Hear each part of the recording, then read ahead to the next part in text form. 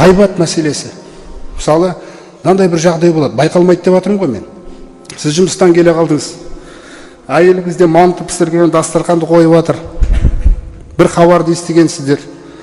Аналардың істеген ұят қой енді, ұят масқара халық. Иман жоқ па, не нәрсе өзі. Бұл екеуіне не 10 жылдан кейін, не 5 жылдан кейін тура сондай бір сынақ келеді.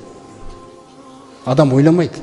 Манты жеп атып, альхамдулилля, бисмиллямен басқа одан құтыла алмаймыз біз. Мәселе мына жақта отыр, проблема, мына жақта отыр. Сондықтан атаға не дейді? Өздеріңді ақтамаңдар, қараңдар. Немен аяқтайды? Хуа а'ламу биман иттақа. Кімнің тақуа екенін мен білем ғой дейді. Неменесіне ақтай бересіңдер дейді өздеріңді.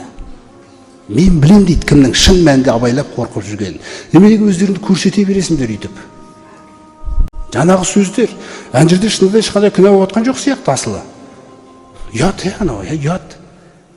Қараңыз қандай мәселе. Біреу, мысалы жаңағы Абу Бакр радиаллаху анхудың өзіне пайғамбарымыз саллаллаху алейхи қасында отырған кезде бір кісі келіп Абу Бакрге килік етті. Абу Бакр отырды, ол кісі тұрады, Абу Бакрдың алдына тұрып тисе береді. Пайғамбарымыз саллаллаху алейхи жымиып отырады. Жымиып отқан Абу Бакрдың қасындағы періштені көріп тұр ол кісі.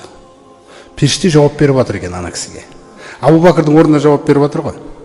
Асылы сол әдемі нәрсе. Өйткені атаға жіберіп қойғанда Абу Бакр үндемей отыру керек. Содан бір-екі сөзі қозғап жүреді енді қатты. Бізде бір қоғамда сөз бар ғой, дастал деген. Жеттің дегендей мәселе. Содан жаңағы сөз қайтарып жібереді ғой Абу Бакр оған. Бір-екі ауыз сөзіне жауап қайтарып жіберген еді. Пайғамбарымыз ашуланып тұрып кетеді. Қараңыздар қандай мәселе.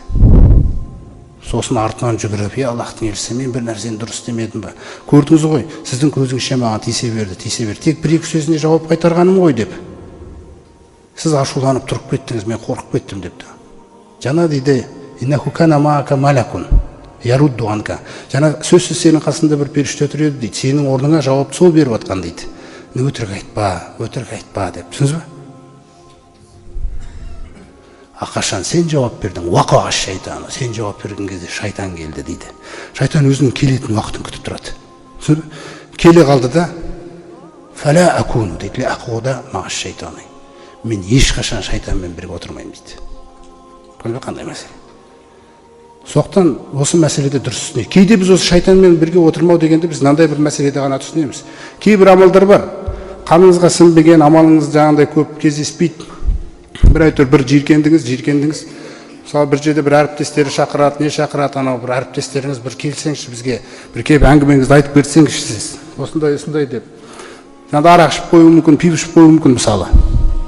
Сосын сіз айтасыз, арақ ішетін жер, шайтан отыратын жерге мен бармаймын дейміз. Мысалы, жақсы бұл. Бірақ енді қараңыз. Үйге келесіз. Біреудің сыртынан ғайбат айтып жатқан кезде кіммен отырсыз? Көрдіңіз бе? Просто анау нәрсемен біз ақталамыз. Көрдіңіз бе? Оны ешбір мұсылман ана жаққа барғысы келмейді асылы. Бірақ үйге келіп ғайбатты жіберген кезде, сен кіммен отырсың ғайбат жіберіп жатқан кезде? Ғайбатты Алла тағала харам қылды ғой. Біреудің сыртынан сөйлеу, біреуге күлу, біреуді мазақтау. Мысалы футбол ойнап жүресіз, доп теуіп қаласыз, байқамай біреудің бетіне тиеді мысалы. Сосын күлуден сақтаныңыз сол жерде. Ха деп күлсеңіз, сіз мен жақсымын деген сөз ол. Жүгіріп барып, бауырым кешірші, байқамай теуіп қалдым дегендей мәселе. Көрдіңіз бе қандай мәселе да? Ақталу деген мәселеден құрметті жамағат сақтанайық біз. Көрдіңіз қандай мәселе. Осы нәрсені терең түсінген сахабалар, жаңа Абу Хурайра мен Абу Саид аль-Худри айтады ғой. Бірде біз пайғамбар саллаллаху алейхи қасында отырдық та, ол кісі бізге хұтпа айтты дейді. Хұтпа айтып, хұтпаны бастады дейді. Жаңағы хұтпада айтты дейді. Уәллази нәфси биядихи. Жанымның иесі Алламен ант етемін. Жанымның иесі Алламен ант етемін. Жанымның иесі Алламен ант етемін дейді. Бір кезде басын төмен қаратты дейді. Абу Хурайра айтып жатыр, Абу Саид аль-Худри екеуі. Басын төмен қаратқан кезде қорқып кеттік дейді. Енді дәл сол сәтке дейін бірде-бір салиқалы амалымыз жоқ дейді. Болды, басты да ештеңе де жетті. Қазір бір қиын нәрсе айтатын шығар бізге. Содан дейді бәріміз пайғамбарымыз басын түсіргеннен кейін біз де бастарымызды түсірдік те.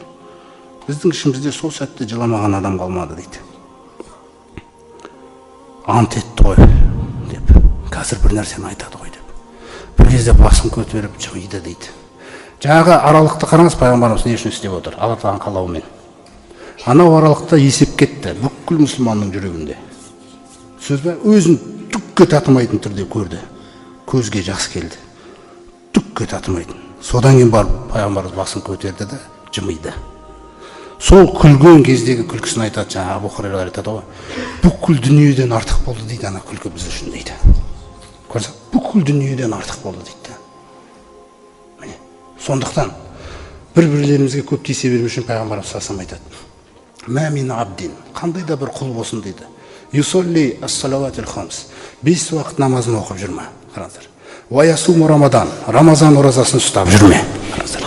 Ва юхриджу зака, зекетін шығарып жүрме. Осы мәселе да. Ва яштанибул кабайра. Сосын жаңа үлкен 7 аль-кабайра ас-саба. Өткенде айтылған 7 үлкен күнә еді ғой. Сол 7 үлкен күнәдан аулақ болса, қараңыздар қандай. Илля футиха лаху абуабул жанна. Оған бүкіл жәннаттың есіктері ашылады дейді. Қараңыздар қандай мәселе. Уақила удхул би салам. Міне, сәлеммен кіре қойшы депті. Көрсіз қандай ма? Соқтан ешбір мұсылманға ешқашан сыртынан есеп бермеңіз. Өзіңізді өзіңіз есептеу ең маңызды нәрсе. Омар радиаллаху анху айтады: "Хасибу анфусакум қобля ан тухасабу." Сендерге есеп жасалмай тұрып, бүгін өздеріңді есептеп алыңдар дейді. Ең жақсы нәрсе, қараңыз. Үйге келдіңіз мысалы. Үйге келдіңіз, кеш келдіңіз, бүкіл шай іштіңіз кеш. Проблема жоқ одан. Егер де жатайын деп жатқан кезде төсегіңізді салдыңыз да, төсекке деген махаббаттан, ұйқыға деген махаббаттан, Раббыңа деген махаббатты сол жерде жоғары шығарып, сол жерде бір 2 ракағат намаз оқып, Раббым, кешірім сұраймын сенен деп, сосын барып ұйықтасаңыз. Міне, Алла тағала сізді ешқашан жаңағындай мақтана беретін, ақтала беретін жағдайлардан сақтайды сол нәрсе арқылы. Көрсек қандай мәселе. Өзіңізді сол жерде жөндеңіз, жатар алдында. Қай бетіммен ұйықтаймын деген сөзді өзіңізге қосыңыз. Шаман келгенше өзіңіз жылатыңдар дейді да, мысалы.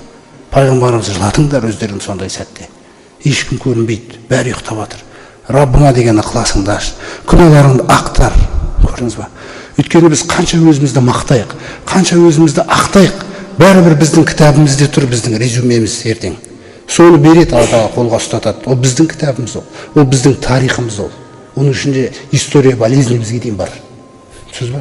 Ауырған, күнәлармен ауырған, неше түрлі жаман қасиеттермен, жаман мінездермен ауырған. Ол біздікі ол. Алла тағала оны жоқтан жасамайды. Ол біздің қолмен жасалған нәрсе. Сол нәрсе әппақ болу үшін жаңағы әрбір түнде міндетті түрде өзіңізден есеп алыңыз. Тақуалықты орында ұстау үшін, мысалмен келтірейін, сол нәрсемен аяқтайын. Мынандай 3 кольцоны қойсақ біз, шынжыр. Мына жерде тағы үшіншісі. Түсіндіңіз ба? Егер ортасындағы кетіп қалса не болады? Екеуі ажырайды. Қараңыздар, Алла тағала Құранда қалай айтады бізге? Аузу биллахи минаш шайтанир раджим. Я айюхаллазина аману. Ей иман келтіргендер, иттақулла. Біріншісін ерді. Сосын айтады: уәл танзур нафсун ма қаддамат лиғад.